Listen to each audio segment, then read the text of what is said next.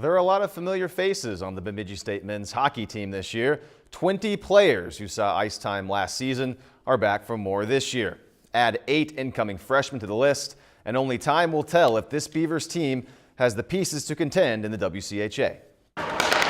With more than 3/4 of its roster returning from last season, this year's Bemidji State men's hockey team has a bunch of experience. We were young last year, and they're seasoned now. They're seasoned, so you're curious to see who's going to take that jump.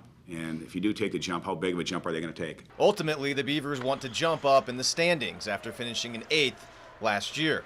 And a key to that could be their back end. Our entire defensive core is back, so that's nice because you have high expectations with your defensive core. And they always say the game starts from the goal out. At goalie, Andrew Walsh and Jesse Wilkins are both back, but Wilkins will be out until at least late December with a torn labrum.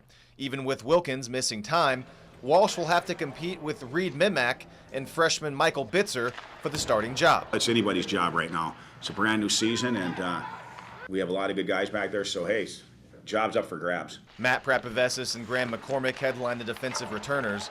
Both can be described as offensive defensemen. They were 2 of the top 4 scorers last year. But as a team, the Beavers averaged only 2.4 goals per game, which needs to be better. If you can score 3 goals a game, you're going to win a lot of hockey games. You would never say that 10 or 15 or 20 years ago. Back 20 years ago, you were scoring 5.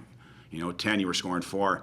Now about 20 teams in the country score 3 goals a game. With 5 of their top 7 scorers back this year, BSU could have the pieces in place to be one of those top teams.